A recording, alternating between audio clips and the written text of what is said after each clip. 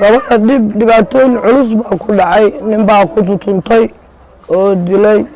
markuu dilay waxay soo waceen shareecada, markaas aan ordaa waxaan tagay katarbiilka markaan tagay gabadhan dhar dhan wadan oo dharkeedii korkeeda majexjeexan yahay aan meesha ugu tagay, waan baroortay. markaas ilmihiina oo kartuurin muslimka ilaahayna dad baa soo badbaaday, nin baa xabadeeyey, ninkaasoo sii dilaa milo oo aniga waxba uma awoodi oo waarta la tarantaaro calooshan way jeexantay. dhacdo murugo badan. Xaliimo waxaa jirdil aad u xoog badan u geystay ninkeedii oo ay u dhashay 6 caruur ah, haddana ay caloosha ku sida canugeedii 7aad. caloosha ayaa ka soo gaaray dhaawac culus oo waa ay dilaacday, sidoo kale ma hadli karto oo madaxa ayaa jug culus ka gaaray. jirkeeduna waxaa ka muuqda jirdil aad u xoog badan. fadlan daawade muuqaalka laagsaar si walaalo fara badan u gaaro oo dumarka Soomaaliyeed ay isaga ilaaliyaan ragga xunxun ee u soo baxay inay dumarka dhibaateeyaan. waad mahadsantihiin.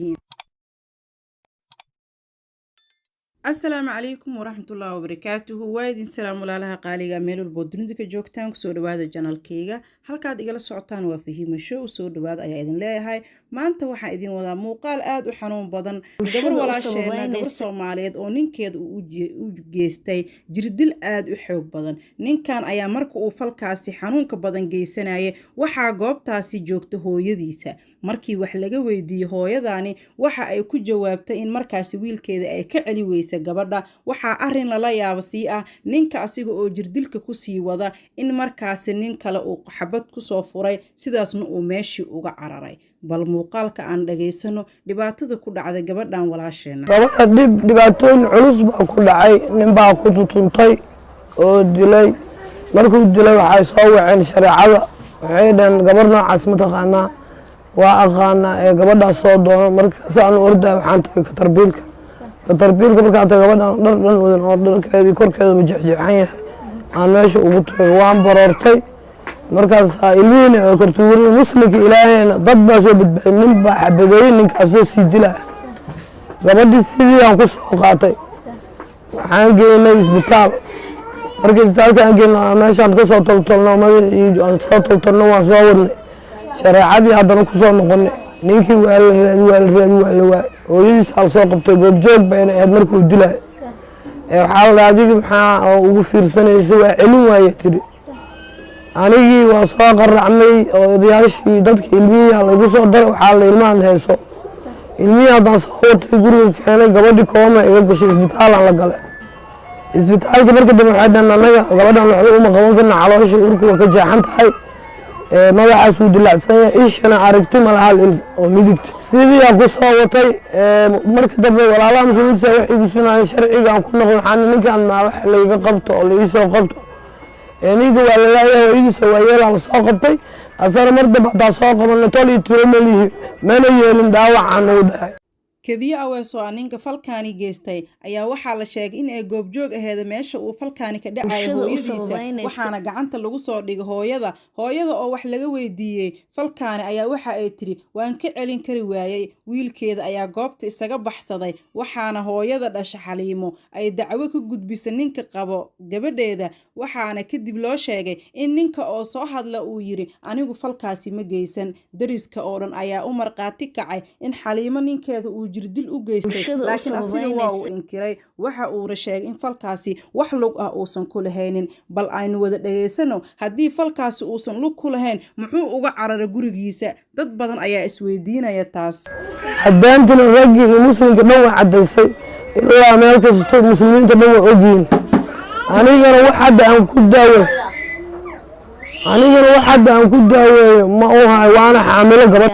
ninka Soomaaliyeed waxaan ku codsanaya inay gargaar wixii ilaahay uu ka soo qaado ee igu gargaaraan ee ila daaweeyaan. waa xaamilo oo aniga waxba uma awoodi oo waarta la tarantaaro calooshan way jeexantay. dhakhaatiirta markaa computer saareen dhooritaan alla tag iyo daaweyn ma awoodi. qof camaalataani oo xoogaygan ku noolahay, qof maanta kalena ma haayi. marka walaalaha muslimiinta waxaan ka codsanana gabadhan inay ila gargaaraan ee ila daaweeyaan. hooyada dhasha Xaliimo gabadha jirdilka loo geystay ayada oo ilmadu ay ka qubanaysa ayaa waxa ay ummadda Soomaaliyeed ka codsatay in la soo caawiyo si gabadheeda markaas ay u hesho caafimaad gabadha oo hadda aanan hadli karin jug ka soo gaarta madaxa iyo isha midig ayay hooyadu sheegtay in haba yaraatee wax hadal ah uusan afkeeda ka soo bixin taasna ay sabab u tahay jirdilkii uu ninka u geystay waxa ugu sii daran ninkii oo falka uu geysto hooyadiisa ay taagneed haddana inkiray ee leh anigu kama dambayni falkaas indhihii hooyadiisa ay ku aragtay oo ay ku tiri wiilkayga ayaa gabadhaani dilay ayuu beeniyey sidoo kale dariska oo arrintaani marqaati ku furay ayaa waxa ay dhaheen waxaan goobjoog u ahayn falkan uu ninka gabadhan ku dilay laakiin ninku waxaasoo dhan uma cadda oo waxa uu isku day in arrinkaani uu iska riixo ninkan ayaa hadda la raadinayaa gurigiisana mar hore ayuu ka cararay laakiin hooyadiis ayaa gacanta lagu soo dhigay oo la doonayaa in markaasi su'aalo fara badan laga weydiiyo sababta ku kaliftay in ninka uu dilo gabadhaani sida aad wada arkaysaan Xaliimo oo ay gabadha dhibanaha